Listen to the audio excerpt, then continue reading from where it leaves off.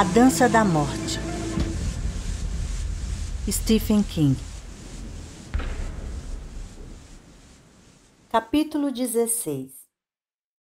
No dia seguinte, 23 de junho, um grande continental branco rodava com estrondo rumo ao norte, na US Road 180, em outra parte do país. Seguia entre 140 e 160 km por hora, a pintura branco corinto reluzindo ao sol, o cromado cintilando. O vidro panorâmico traseiro também refletia o sol, heliografando-o de forma sombria. A trilha que o Continental tinha deixado para trás desde que Polk e Lloyd mataram seu proprietário e o roubaram em algum lugar logo ao sul de Ashita era errante e inteiramente sem sentido. Na junção da 81 com a US 80 havia o pedágio, até que Polk e Lloyd começaram a ficar nervosos. Haviam matado 6 pessoas nos últimos 6 dias, incluindo o dono do Continental, sua esposa e sua filha metida à besta. Mas não era por causa de 6 assassinatos que eles se sentiam inquietos por estar na rodovia. Era por causa da droga e das armas. 5 gramas de haxixe, uma pequena tabaqueira de metal com Deus sabia quantos mais de cocaína, e 7 quilos de maconha. Havia também 2,38, 3,45, uma Magnum 357, que Polk chamava de seu pokerizador, 6 espingardas, 2 delas de canos cerrados, e uma submetralhadora Schmeisser. Assassinato era uma bobagem que estava além da compreensão deles, mas ambos sabiam a encrenca em que iriam se meter se a Polícia Estadual do Arizona os pegasse num carro roubado cheio de drogas e armas. Acima de tudo, eles eram fugitivos interestaduais. Assim era desde que cruzaram a fronteira de Nevada. Fugitivos interestaduais. Lloyd Henry gostava de como isso soava. Detetives. Tome isso, seu rato sujo. Tome um sanduíche de chumbo, seu tira nojento. Portanto, eles embicaram para o norte de Dermy, agora na 180. Haviam passado por Hurley, Bird e por Silver City, uma cidade um pouquinho maior, onde Lloyd havia comprado um pacote de hambúrgueres e 8 milkshakes. Por que diabos ele comprara 8 daquelas porras? Em breve estariam mijando chocolate. Sorrindo para a garçonete de um modo vazio, embora hilariante, que a deixou nervosa por várias horas além. Acho que aquele homem poderia ter me matado com a mesma facilidade com que olhou para mim, disse ela ao patrão naquela tarde. Passada Silver City e atravessando Cliff, a estrada agora desviava de novo para o oeste, exatamente a direção qual não queriam seguir. Passaram por Buckhorn e então se viram de volta ao território esquecido por Deus. 2 pistas de asfalto correndo em meio a artemísia e areia, tendo colinas escarpadas e mesetas como panos de fundo. Aquela velha mesmice que fazia você querer enfiar o dedo na garganta e vomitar. Estamos ficando com pouca gasolina, disse Poker. Não íamos ficar se você não dirigisse essa porra tão rápido, replicou Lloyd. Ele tomou um gole de seu milkshake, se engasgou, baixou o vidro da janela e jogou fora todo o lixo, inclusive os 3 milkshakes intactos. Eia, eia! Gritou Poker. Ele começou a brincar com o acelerador. O Continental saltou à frente, recuou, saltou à frente. Cavalgue ele, cowboy! Gritou Lloyd. Eia, eia! Quer um baseado? Fume você se quiser, disse Poker. Eia, eia! Havia uma grande sacola Hayfit verde no assoalho, entre os pés de Lloyd, que continha os 7 quilos de maconha. Ele a alcançou, pegou um punhado e começou a enrolar um baseado. Eia, eia! O Continental zigue-zagueando de um lado para o outro sobre a linha branca. Pare com essa merda, gritou Lloyd. Estou derrubando a maconha por todo o lado. Há muito mais onde você pegou. Eia! Temos que negociar essa coisa, cara. Temos que negociar essa coisa ou vamos ser apanhados e terminar no porta-malas de alguém. Tudo bem, camarada. Poker começou a dirigir suavemente de novo, mas sua expressão era mal-humorada. Foi ideia sua.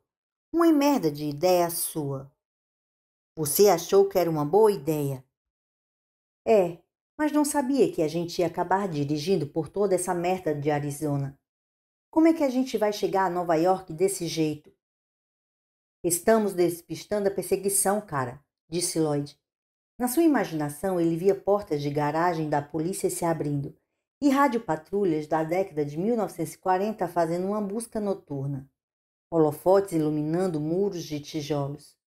Saia logo, vagabundo. Sabemos que está aí. Uma boa sorte do cacete, disse Poker, ainda mal-humorado. Estamos fazendo um serviço de merda. Você sabe o que é que temos, além daquela droga e das armas? Conseguimos 16 paus e uma porrada de cartões de crédito que não temos peito de usar. Caralho, não temos grana nem para encher o tanque dessa banheira. Deus proverá, disse Lloyd, e selou com cuspe o baseado. Acendeu-o com o isqueiro no painel do carro. Dias felizes do cacete. E se você quiser vender essa porra, por que estamos fumando? Continuou Poker, não muito tranquilizado pela ideia de que Deus proverá.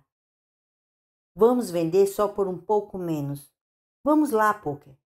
Fume o baseado. Isso nunca falhou para amaciar Poker. Ele deu uma risada áspera e pegou o baseado. Entre os dois, presa sua coronha rebatível, estava a Schmeiser plenamente carregada. O Continental disparou pela estrada, o ponteiro do medidor de gasolina marcando 1/8 de tanque.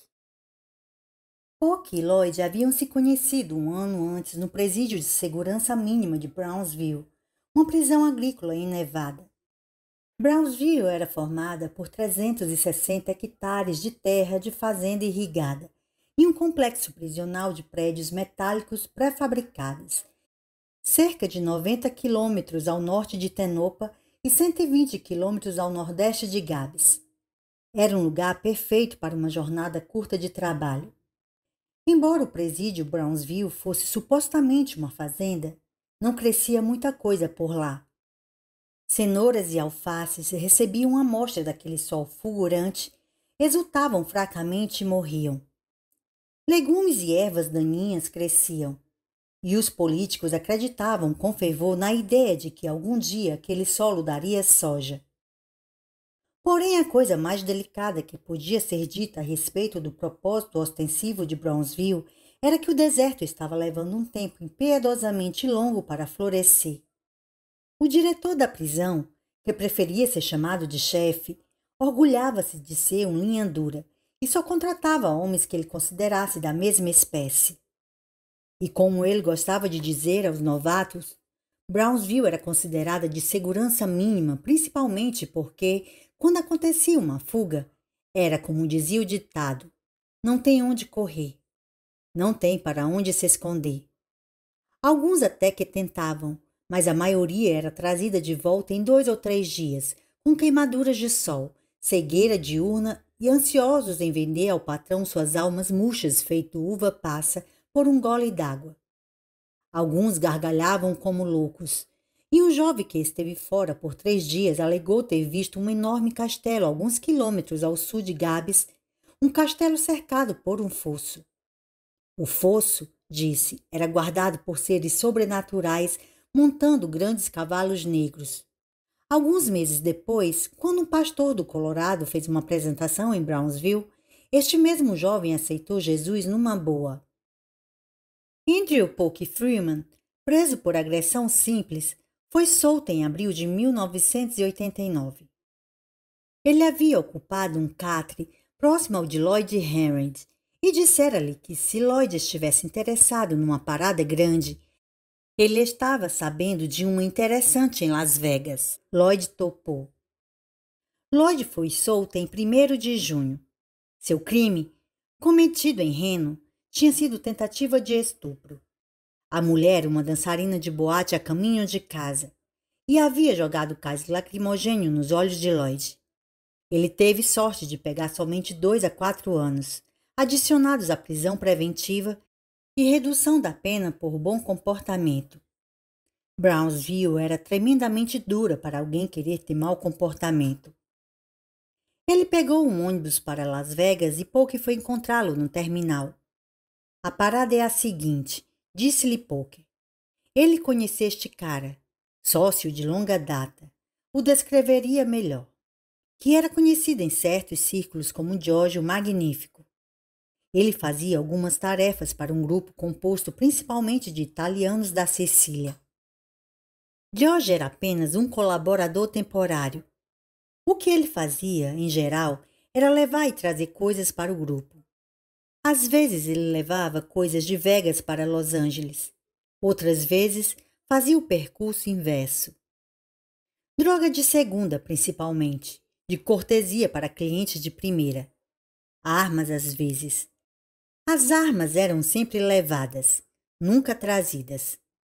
Conforme Polk entendia, e o entendimento de Polk nunca ia muito além do que o cinema chama de foco suave, esses sicilianos às vezes vendiam ferro para ladrões independentes. Bem, disse Polk, George o Magnífico estava disposto a contar-lhes a hora e o lugar em que um carregamento razoavelmente bom desses itens estaria para ser feito. George estava pedindo 25% do que eles obtivessem. Polk e Lloyd iriam cair em cima de George, amarrá-lo e amordaçá-lo, pegar a mercadoria e talvez lhe dar algumas porradas para parecer verdade. Isso tinha que ser bem feito, avisara George, porque os sicilianos não gostavam de ser passados para trás. Bem, disse Lloyd, parece uma boa. No dia seguinte, Polk e Lloyd foram ver George o Magnífico, um homem de gestos delicados, com 1,80 m de altura e uma cabeça pequena que se assentava incongruente acima de seus ombros largos, sobre um pescoço que parecia não existir. Ele tinha uma vasta cabeleira loura ondulada, o que fazia lembrar um pouco um famoso lutador. Lloyd hesitara sobre o trato, mas Polk o convencera de novo. Polk era bom nisso. George pediu que aparecesse em sua casa à noite da sexta-feira seguinte, por volta das 6. Usem máscaras, pelo amor de Deus, disse ele, e me deixem também com o nariz sangrando e o olho roxo. Jesus, eu queria nunca ter me metido nisso. A grande noite chegou. Polk e Lloyd pegaram um ônibus para a esquina da rua de George e puseram as máscaras de esqui ao pé de sua calçada. A porta estava trancada, mas como George prometera, não tão fortemente. Havia um cômodo bagunçado no térreo, e lá estava George, parado diante de uma sacola Raft cheia de maconha. A mesa de ping-pong estava abarrotada de armas. George estava assustado. Meu Deus, eu queria nunca ter me metido nisso, continuou dizendo, enquanto Lloyd atava seus pés com corda de roupa e Polk prendia as mãos com fita adesiva. Depois Lloyd acertou George no nariz, fazendo-o sangrar. Polk o atingiu no olho, deixando-o roxo, conforme combinado. Cristo! Gritou George. Precisavam bater tão forte? Foi você que insistiu para a coisa parecer bem feita, assinalou Lloyd. Polk passou um pedaço de fita adesiva sobre a boca de George. Os dois começaram a reunir o butim. Sabe de uma coisa, parceiro? Disse Polk parando. Não, disse Lloyd rindo nervosamente. Não sei de nada. Fico imaginando se o George aqui pode guardar um segredo. Para Lloyd, esta era uma consideração nova em folha. Olhou pensativo para George o Magnífico por um longo minuto. Os olhos de George se esbugalharam de volta para ele em súbito terror. Então Lloyd disse, certo, o cu dele também está na reta. Mas ele soou apreensivo, como de fato estava. Há certas sementes que, quando plantadas, quase sempre crescem. Poker sorriu. Ele poderia simplesmente dizer: Ei, caras, encontrei este velho amigo e seu parceiro. Jogamos conversa fora por algum tempo. Tomamos umas cervejas e adivinhe, os filhos da puta vieram aqui em casa e me dominaram. Claro que há esperança de pegá-los. Vou fazer uma descrição deles. George sacudiu a cabeça violentamente, seus olhos arregalados de terror. As armas estavam num pesado saco de lona de roupa suja, que tinha encontrado no banheiro de baixo. Então, Lloyd ergueu o saco nervosamente e disse: Bem, o que acha que devíamos fazer? Acho que a gente devia pokerizar ele, companheiro, disse Poker com pesar. É a única coisa que podemos fazer. Lloyd disse: Parece terrível, depois de ele ter posto a gente na parada. O mundo é cruel, camarada. É, Lloyd suspirou e ambos caminharam na direção de George. Fez George sacudindo a cabeça selvagemente. Eu sei. Poke acalmou-o. Puto, não é? Lamento, George, sem sacanagem. Não é nem um pouco pessoal. Quero que se lembre disso. Segura a cabeça dele, Lloyd.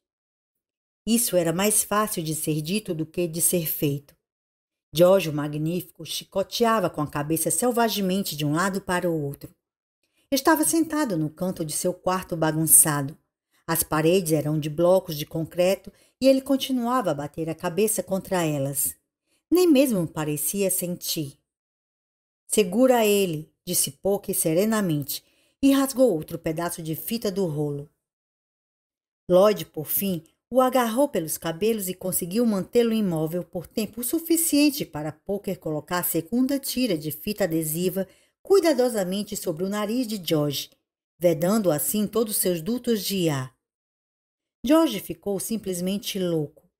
Rolou para fora do canto, a barriga se agitando em desespero por ar, e depois ficou ali, corcoveando no chão e fazendo sons abafados que Lloyd interpretou como gritos. Pobre sujeito. A agonia continuou por quase 5 minutos, até George ficar completamente imóvel. Ele se contorceu, se debateu e pulou. Seu rosto estava vermelho como um pimentão. A última coisa que fez foi erguer as pernas 20 ou 25 centímetros direto acima do chão e trazê-las para baixo com um estrondo. Isso fez Lloyd recordar-se de uma cena que tinha visto num desenho do Pernalonga ou algo assim. E ele riu um pouco, sentindo-se um tanto animado. Até então havia sido uma espécie de coisa asquerosa de ver. Poke agachou-se ao lado de George e sentiu seu pulso. Então, Lloyd disse, não tem nada mais tic-taqueando a não ser seu relógio, companheiro, disse. Por falar nisso, levantou o braço carnudo de George e olhou para o relógio. Droga, apenas um Timex. Estava pensando que seria um Cássio, algo assim. Ele deixou o braço cair. As chaves do carro de George estavam no bolso da frente de suas calças. E no armário da despensa, no segundo andar, encontraram um pote de manteiga de amendoim Skipper cheio até a metade de moedas, que pegaram também. Havia $20,60 em moedas. O carro de George era um velho Mustang resfolegante com alavanca de câmbio no assoalho, amortecedores em mau estado e pneus tão carecas quanto telesavalas. Deixaram Las Vegas pela US 93 e seguiram rumo sudoeste para o Arizona. Por volta do meio-dia do dia seguinte, anteontem, eles contornaram Phoenix por estradas vicinais. Ontem, por volta das 9, pararam num velho armazém empoeirado 3 quilômetros além de Sheldon, na Highway 85 do Arizona. Bateram à porta da loja e pokerizaram o proprietário, um cavalheiro idoso com dentadura postiça comprada pelo correio. Conseguiram $63 e a picape do velho. 2 pneus da picape tinham estourado de manhã. 2 pneus ao mesmo tempo. e nenhum dos dois encontrou qualquer taxinha ou prego na estrada, embora tivessem gastado meia hora procurando, dividindo tragadas no baseado durante a busca. Poke disse, por fim, que deveria ter sido coincidência. Lloyd disse já ter ouvido histórias mais estranhas do que essa. Deus sabe. Então o Continental despontou, como resposta às suas preces. Eles haviam cruzado a divisa estadual do Arizona para o Novo México mais cedo, embora nenhum deles soubesse disso, ficando, portanto, na mira do FBI. O motorista do Continental tinha parado no acostamento, posto a cabeça para fora da janela e dito: "Precisam de alguma ajuda?" "Claro", dissera Poker e pulverizara o homem no ato. Acertou-o entre os olhos com a Magnum 357. O coitado provavelmente nunca soube o que havia atingido. "Por que você não vira aqui?" disse Lloyd apontando para a encruzilhada que se aproximava. Ele estava agradavelmente chapado. "Bem que podia", disse Poke alegremente. Ele deixou a velocidade baixar de 120 para 95. Uma guinada à esquerda, as rodas da direita mal tocando o solo, e então um novo trecho de estrada desenrolou-se diante deles. Route 78, direto para o oeste. E assim, sem saber que jamais o haviam deixado, ou que eram agora os perpetradores do que os jornais estavam chamando de furor assassino em 3 estados, eles entraram novamente no Arizona. Cerca de 1 hora mais tarde, uma placa surgiu à direita. Burac 6. "Buraco?" disse Lloyd confuso. "Burac", disse Poke e começou a rodar o volante, fazendo graciosas curvas com o carro de um lado para o outro da estrada. "Eia, eia! Quer parar lá? Estou faminto, cara." "Você está sempre faminto." "Não fode. Quando fico chapado me dá fome." "Você pode comer minha salsicha de 20 centímetros, que tal?" "Eia, eia!" "Sério, Poker. Vamos parar." "Ok. Vamos descolar alguma grana também." "Desviamos da porra da perseguição por um tempo. Temos que arrumar algum dinheiro e sumir em direção ao norte. Essa merda de deserto não faz meu gênero." "Ok", disse Lloyd.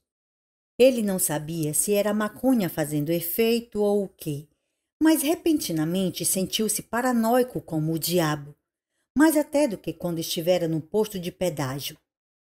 Poke estava certo. Parar neste tal de Burac e fazer um ganho como tinham feito em Sheldon. Descolar uma grana em alguns mapas de posto de gasolina. Trocar a porra desse Continental por alguma coisa que se misturasse ao cenário. Depois para o norte e o leste por estradas secundárias. Cair fora da porra do Arizona. "Vou lhe dizer a verdade, cara", disse Poker. "Assim, de repente, me sinto tão nervoso como um gato de rabo comprido numa sala cheia de cadeiras de balanço." "Sei o que você quer dizer, otário", disse Lloyd gravemente. Isso pareceu engraçado a ambos e aliviou a tensão. Burac era um lugar amplo na estrada. Eles a atravessaram e do outro lado havia uma combinação de café, mercearia e posto de gasolina. Havia uma caminhonete Ford e um Oldsmobile raiado de ferrugem com um trailer de cavalo a reboque no estacionamento de terra. O cavalo olhou para eles enquanto Poke entrava com o Continental. "Isso é exatamente o que a gente precisa", comentou Lloyd. Poke concordou. Pegou a 357 no banco de trás e verificou a munição. "Está pronto?" "Acho que sim", disse Lloyd e se apoderou da Schmeiser. Atravessaram o estacionamento abrasador. A polícia já sabia quem eles eram fazia 4 dias. Tinham deixado suas impressões digitais por toda a casa de George o Magnífico e também na loja onde o velho da dentadura barata fora poquerizado. A picape do velho tinha sido encontrada a 15 metros dos corpos das 3 pessoas que estavam no Continental e parecia razoável presumir que os homens que haviam matado George o Magnífico e o dono do armazém mataram também aqueles 3. Se estivessem ouvindo o rádio do carro em vez do toca-fitas, saberiam que as polícias do Arizona e do Novo México estavam coordenando a maior caçada humana em 40 anos, tudo por uma dupla de trapaceiros de segunda categoria, incapazes de entender por completo o que tinham feito para iniciar tamanha confusão. A gasolina era self-service. O funcionário só tinha que ligar a bomba. Assim, eles subiram os degraus e entraram. 3 gôndolas de enlatados alinhavam-se em direção ao balcão, onde um homem em traje de cowboy estava pagando por um pacote de cigarros e meia dúzia de Slim Jims. A meio caminho do corredor central, uma mulher de aspecto cansado com cabelo preto crespo tentava decidir entre 2 marcas de molho de espaguete. O lugar cheirava a alcaçuz mofado, sol, tabaco e coisas velhas. O proprietário era um homem sardento de camisa cinza. Estava com um boné com as palavras Shell escrita em letras vermelhas sobre o fundo branco. Ergueu a vista quando a porta de tela bateu-se fechando e seus olhos se arregalaram. Lloyd apoiou a coronha repatível da Schmeisser contra seu ombro e disparou uma rajada contra o teto. As 2 lâmpadas pendentes se estilhaçaram como bombas. O homem em trajes de cowboy começou a se virar. É só todo mundo ficar parado e ninguém se machuca, gritou Lloyd, e Poker imediatamente fez dele um mentiroso, ao abrir um buraco através da mulher que escolhia os molhos. Ela foi arremessada longe, caindo morta. Puta merda, Poker! Vociferou Lloyd. Você não precisava pokerizá-la, parceiro, gritou Poker. Ela nunca mais assistirá o Jerry Falwell. Eia, eia!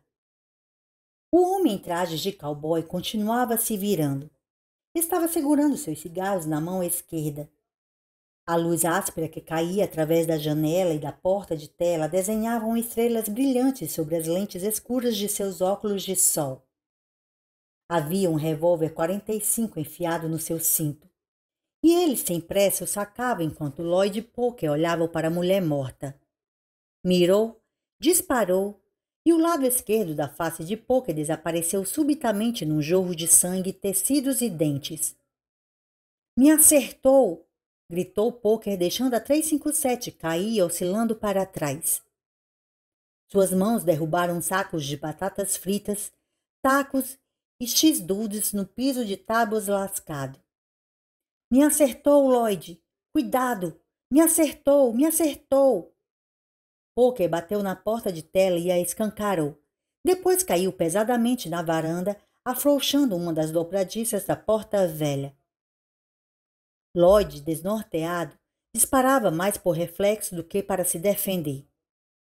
O metralhar da Schmeisser enchia o salão. Latas voaram. Garrafas se estilhaçaram, derramando ketchup, picles e azeitonas. O vidro da geladeira de Pepsi tilintava. Garrafas de Dr. Pepper, Scholte e Crush de laranja explodiam como alvos de argila. Havia espuma por toda parte. O homem vestido de cowboy, frio, calmo e consciente, disparou sua arma outra vez. Lloyd sentiu mais do que ouviu a bala enquanto ela unia tão perto a ponto de quase repartir seu cabelo. Ele varreu o salão com a Schmeisser de uma ponta a outra. O homem com o boné Shell atrás do balcão caiu tão subitamente que um observador poderia ter pensado que um alçapão se abrira debaixo dele. Uma máquina de chiclete se desintegrou. Gomas de mascar de várias cores rolaram por toda a parte. As garrafas sobre o balcão explodiram. Uma delas continha ovos em conserva. Outra, pés de porco em conserva.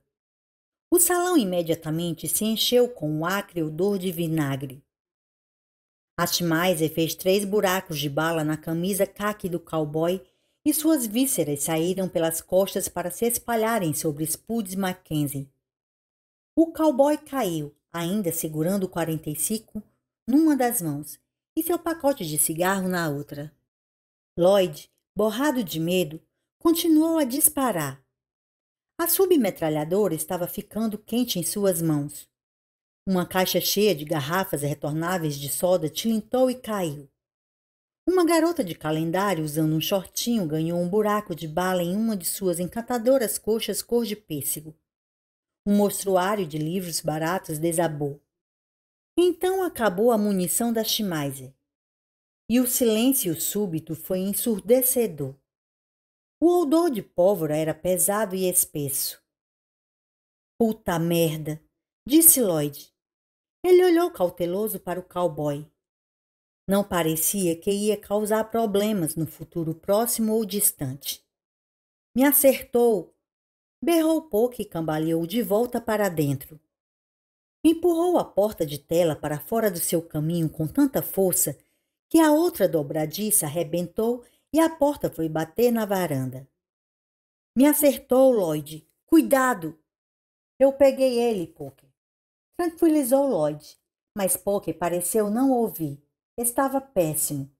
Seu olho direito brilhava como uma safira sinistra. O esquerdo se fora. O lado esquerdo do rosto tinha sido vaporizado. Dava para ver a mandíbula se mexendo daquele lado enquanto ele falava. A maioria de seus dentes se fora também. A camisa estava ensopada de sangue. Pensando bem, Polk estava péssimo. Esse idiota fodido atirou em mim, gritou Polk. Ele se abaixou e recuperou a Magnum 357. Vou te ensinar como se atira, seu merda. Ele avançou sobre o cowboy, um doutor sardônicos rural. Pôs um pé sobre o traseiro do cowboy, como um caçador posando para uma foto com um urso que em breve estaria decorando a parede de sua cabana, e se preparou para esvaziar a 357 em sua cabeça. Lloyd observava boquiaberto, a submetralhadora fumegante pendendo de uma das mãos, ainda tentando entender como tudo aquilo havia acontecido. Naquele momento, o homem do boné Shell ressurgiu de trás do balcão, como um boneco de mola saltando da caixa, seu rosto retorcido numa expressão desesperada de resolução, uma espingarda de canos cerrados aninhada em ambas as mãos. Hã? Fez Polk e ergueu a vista bem a tempo de receber a carga dos 2 canos. Ele desabou, seu rosto pior do que nunca e sem ligar a mínima. Lloyd decidiu que era o momento de cair fora. Foda-se o dinheiro. Por toda parte há dinheiro. A hora de se livrar de mais uma pequena perseguição tinha claramente chegado. Ele gritou e saiu da loja em largas passadas trôpegas, suas botas mal tocando as tábuas. Estava na metade dos degraus quando uma radiopatrulha da Polícia Estadual do Arizona entrou no pátio. Um patrulheiro saltou do assento do passageiro e sacou sua pistola. Pare onde está. O que está havendo lá dentro? 3 pessoas mortas, gritou Lloyd. Uma carnificina dos diabos. O cara que fez isso saiu pelos fundos. Estou caindo fora dessa porra. Ele correu para o Continental. Já tinha deslizado para trás do volante e estava se lembrando de que a chave estava no bolso de Polk quando o patrulheiro gritou. Pare! Pare ou atiro! Lloyd parou. Após examinar a cirurgia radical no rosto de Polk, não levou muito tempo para decidir que ele logo morreria. Puta merda! Disse, desolado, quando um segundo patrulheiro pousou uma enorme pistola ao lado de sua cabeça. O primeiro o algemou. Na traseira da viatura, Sunny Jim. O homem do boné Shell apareceu na varanda, ainda segurando sua espingarda. Ele matou Bill Martinson, gritou numa voz estridente e esquisita. O outro matou a Sra. Storm. Cacete, e eu fuzilei o outro. Está para lá de morto. Gostaria de fuzilar esse aí também, se vocês rapazes se afastassem. Fica frio, tio, disse um dos patrulheiros. A festa acabou. Vou fuzilar ele aí mesmo, gritou o velho. Vou botá-lo abaixo. E então se inclinou à frente como um mordomo inglês fazendo uma reverência e vomitou nos pés dele. Rapazes, poderiam me levar para longe desse cara? Disse Lloyd. Estou achando que ele é louco. Você aprontou essa bagunça na loja, Sanity, disse o patrulheiro que o abordara em primeiro lugar. O cano de sua pistola girou no ar, refletindo a luz do sol. Depois desceu para rachar a cabeça de Lloyd Henry, e ele só foi acordar naquela noite na enfermaria da cadeia do condado de Apache. Capítulo 17. Stark estava de pé em frente ao monitor 2, mantendo o olho atento no técnico de segunda classe Frank de Bruce. Quando Bruce foi visto pela última vez, estava com a cara enfiada numa tigela de sopa. Nenhuma mudança, exceto a identificação positiva. Situação normal, tudo fodido. Pensativamente, as mãos entrelaçadas às costas, como um general passando em revista as tropas, como o general Blackjack Pension, seu ídolo da infância. Stark foi até o monitor 4, onde a situação tinha melhorado. O Dr. Emanuel Eswick ainda jazia morto no chão, mas a centrífuga tinha parado. Às 19h40 da última noite, a centrífuga começara a emitir finos anéis de fumaça. Às 19h55, as captações sonoras no laboratório de Eswick tinham transmitido um barulho de rung, rung, rung, que se aprofundava num rico, perfeito e satisfatório ronk, ronk, ronk. Às 21h07, a centrífuga dera seu último ronk e lentamente entrou em repouso. Foi Newton quem dissera que, em algum lugar, além da estrela mais distante, pode haver um corpo perfeitamente em repouso? Newton estava certo acerca de tudo, menos da distância, pensou Stark. Não era preciso ir tão longe. O projeto azul estava perfeitamente em repouso. Stark sentiu-se muito satisfeito. A centrífuga tinha sido a última ilusão de vida. E o problema que ele mandara Stephens monitorar no banco de dados do computador central? Stephens olhara para ele como se estivesse louco. E sim, Stark achava que poderia estar. Era quanto tempo se esperava que aquela centrífuga continuasse a funcionar? A resposta que chegou em 6,6 segundos foi mais ou menos 3 anos. Provável defeito próximas 2 semanas. 0,009%. Áreas de provável defeito suportes 38%. Motor principal 16%. Todas as demais 54%. Computador esperto esse. Stark mandara Stephens repetir a verificação depois da autêntica pane na centrífuga de Eswick. O computador se comunicou com o banco de dados dos sistemas de engenharia e confirmou que a centrífuga tinha de fato queimado seus suportes. Lembre-se disso, pensou Stark, enquanto seu rádio começou a bipar urgentemente atrás dele. O som dos suportes queimando nos estágios finais do colapso é ronk, ronk, ronk. Ele foi até o rádio e apertou o botão que interrompia o bip. Sim, Len. Billy, recebi um urgente de uma de nossas equipes em uma cidade chamada Cypress Springs, Texas, a quase 700 quilômetros de Arnett. Dizem que precisam falar com você. É uma decisão de comando. Do que se trata, Len? Perguntou ele calmamente. Tinha tomado mais de 16 acalmadores nas últimas 10 horas e estava, de modo geral, se sentindo ótimo. Nem um sinal de ronque. Imprensa. Ah, meu Deus! Disse Stark brandamente. Coloque-os na linha. Houve um rugido abafado de estática com uma voz ininteligível atrás dela. Espere um minuto, disse Len. A estática clareou lentamente. Leão, equipe Leão, pode ler? Base azul. Pode ler? 1, 2, 3, 4, aqui fala equipe Leão. Captei vocês, equipe Leão, disse Stark. Aqui é base azul 1. O problema está codificado como vaso de flores no livro de contingências, disse a voz minúscula. Repito, vaso de flores. Eu sei que porra é vaso de flores, disse Stark. Qual é a situação? A voz minúscula vindo de Cypress Springs falou ininterruptamente por quase 5 minutos. A situação não tinha importância, pensou Stark, porque o computador o havia informado 2 dias atrás que apenas esse tipo de situação, de forma geral, estava propenso a ocorrer antes do final de junho, 88% de probabilidade.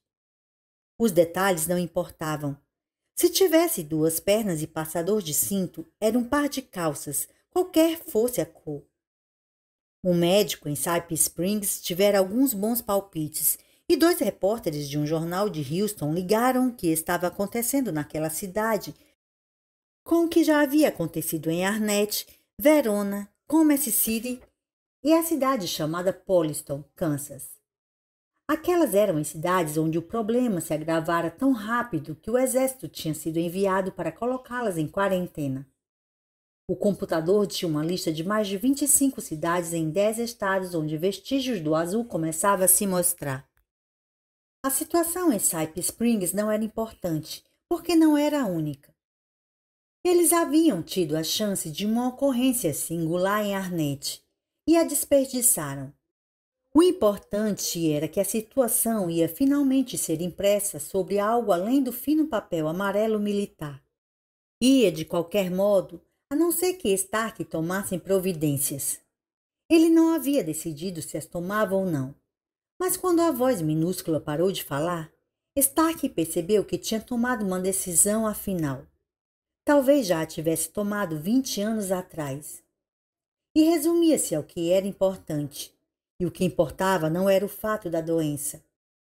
Não era o fato de que a integridade de Atlanta tivesse de alguma forma sido rompida, sendo eles obrigados a transferir toda a operação preventiva para as instalações muito menos satisfatórias em Stovington, Vermont. Não era o fato de que o azul se espalhasse em tal disfarce fugitivo de resfriado comum. O que é importante... Repita, base azul 1, disse a voz ansiosamente. Não recebemos. O importante era que um acidente lamentável havia ocorrido. Stark voltou no tempo 22 anos a 1968. Ele tinha estado no clube de oficiais em San Diego quando chegaram as notícias sobre Calley e o que havia acontecido em Melee 4. Stark estava jogando pôquer com 4 outros homens, 2 dos quais agora integravam a junta de chefes do Estado-Maior.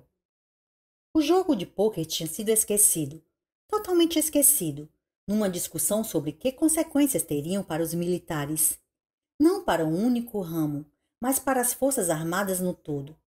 A atmosfera de caça às bruxas do quarto poder de Washington. E um do grupo, um homem que agora tinha ligação direta com o verme desprezível que atuava numa farsa como chefe executivo desde 20 de janeiro de 1989, depositou suas cartas cuidadosamente sobre a mesa de feltro verde e disse: Cavalheiros, um incidente lamentável ocorreu. E quando ocorre um incidente lamentável que envolve qualquer ramo das Forças Armadas dos Estados Unidos, não questionamos as raízes do incidente, mas sim como os ramos podem ser mais bem podados. O serviço é mãe e pai para nós. E se você encontrar sua mãe estuprada ou seu pai surrado e roubado, antes de chamar a polícia ou começar uma investigação, você cobre a nudez deles, porque você os ama. Stark nunca ouvira alguém falar tão bem nem antes nem depois disso. A seguir, ele destrancou a gaveta debaixo de sua escrivaninha e extraiu uma fina pasta azul atada com fita vermelha. Estava escrito na capa: se a fita estiver rompida, notificar de imediato todas as divisões de segurança. Stark rompeu a fita. Você está aí, base azul 1? A voz perguntava. Não estamos ouvindo. Repito, não estamos ouvindo. Estou aqui, Leão, disse Stark. Ele folheara até a última página do documento e agora percorria com o dedo uma coluna rotulada contra medidas de sigilo extremas. Leão, vocês me escutam? Perfeitamente claro, base azul 1. Troia, disse Stark deliberadamente. Repito, Leão, Troia. Repita de volta. Câmbio. Silêncio. Um longínquo murmúrio de estática. Stark relembrou rapidamente os walkie-talkies que eles faziam na infância, usando 2 latas de manteiga Del Monte e 20 metros de barbante encerado. Repito. Ah, meu Deus! Arquejou uma voz muito jovem em Cypress Springs. Repita de volta, filho, disse Stark. Troia, disse a voz. Depois com mais força. Troia. Muito bom, replicou Stark calmamente. Deus o abençoe, filho. Câmbio desligo. Ao Senhor também. Câmbio desligo.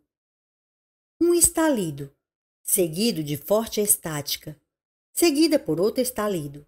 Silêncio e a voz de Len Creighton. Billy. Sim, Len. Escutei tudo. Isso é ótimo, Len, disse Stark cansadamente. Faça seu relatório como achar adequado. Claro. Você não entende, Billy, disse Len. Você fez a coisa certa. Acha que eu não sei disso? Stark deixou seus olhos se fecharem. Por um momento, todos os doces acalmadores o abandonaram. Deus o abençoe também, Len, disse. E sua voz quase falhou. Ele se virou e voltou a se posicionar diante do monitor 2. Pôs as mãos às costas como Black Jack Pershing inspecionando as tropas. Olhou para Frank de Bruce em seu derradeiro lugar de repouso. Em pouco tempo, estava calmo de novo. Rumando para sudeste a partir de Cypress Springs, se você pegar o S-36, está seguindo em direção a Houston. Uma viagem de um dia. O carro que devorava a estrada era um Pontiac Bonneville de 3 anos, seguindo a 130 por hora. E quando chegou à elevação e viu aquele Ford sem graça bloqueando a estrada, por pouco não ocorreu um acidente. O motorista, um correspondente de um grande jornal de Houston, de 36 anos de idade, pisou no freio e os pneus começaram a cantar. O nariz do Pontiac primeiro mergulhando na direção da estrada e depois começando a derrapar para a esquerda. Santo Deus! Gritou o fotógrafo no assento do carona. Ele jogou sua câmera no assoalho e começou a soltar o cinto de segurança. O motorista tirou o pé do freio, levou-o forte para o acostamento, depois suas rodas da esquerda começaram a patinar na terra macia. Ele pisou fundo no acelerador e o Bonneville reagiu com mais tração, arrastando-se de volta ao asfalto. Uma fumaça azul escapava debaixo dos pneus. O rádio berrava sem parar. Garota, você saca o seu homem? Ele é um cara legal. Garota, você saca o seu homem? Ele pisou no freio de novo e Bonneville girou para uma parada no meio da tarde quente e deserta. Respirou fundo com um misto de raiva e pavor, depois teve vários ataques de tosse. Começou a ficar furioso. Ele pôs o Pontiac em ré e retrocedeu na direção do Ford e dos 2 homens de pé atrás dele. Presta atenção, disse o fotógrafo, nervoso. Ele era gordo e não brigava desde que estava na 8ª série. Presta atenção, talvez fosse melhor a gente... Ele foi arremessado para a frente com um grunhido enquanto o correspondente freava novamente o Pontiac cantando os pneus. Punha a alavanca de câmbio em ponto morto com um ríspido movimento de sua mão e saltava.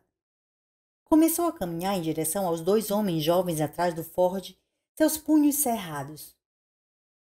Muito bem, seus putos, gritou. Você quase nos mataram e quero... Ele servira no exército por 4 anos, como voluntário. Só teve tempo de identificar os fuzis como os novos M3A, quando eles o tiraram do assoalho traseiro do Ford. Ele parou chocado, sob a luz do sol quente do Texas e mijou nas calças. Começou a gritar e na sua imaginação estava se virando para correr de volta ao Bonneville, mas seus pés nunca se moveram. Eles abriram fogo e balas explodiram em seu peito e sua virilha. Enquanto caía de joelhos, mantendo as mãos mudamente espalmadas num gesto de misericórdia, uma bala o acertou 2 centímetros acima do olho esquerdo e arrancou o topo de sua cabeça. O fotógrafo, que havia se enroscado sobre o banco traseiro, achou impossível compreender exatamente o que havia acontecido até que os 2 jovens passaram por cima do corpo do correspondente e começaram a caminhar na direção dele, fuzis erguidos. Ele deslizou através do assento do Pontiac, bolhas mornas de saliva se juntando no canto de sua boca. As chaves ainda estavam na ignição. Ele ligou o carro e gritou no exato momento em que começaram a disparar. Sentiu o carro guinar à direita como se um gigante houvesse chutado a traseira esquerda e o volante começou a oscilar descontrolado em suas mãos. O fotógrafo ricocheteava para cima e para baixo enquanto Bonneval saltitava na estrada com um pneu furado. Um segundo depois, o gigante chutou o outro lado do carro. A oscilação ficou pior. Fagulhas voavam do asfalto. O fotógrafo estava gemendo. Os pneus traseiros do Pontiac trepidaram e adejaram como trapos pretos. Os 2 jovens correram de volta ao Ford, cujo número de série estava listado entre centenas de outros na divisão de veículos militares no Pentágono, e um deles o manobrou em volta num círculo estreito e oscilante. O nariz do carro quicou violentamente enquanto o Ford saía do acostamento e passava por cima do corpo do correspondente. O sargento no banco do carona soltou um espirro sobressaltado no para-brisa. À frente deles, o Pontiac sacolejava como uma máquina de lavar com seus 2 pneus traseiros furados, o nariz subindo e descendo. Atrás do volante, o fotógrafo gordo tinha começado a chorar à visão do Ford preto crescendo no espelho retrovisor.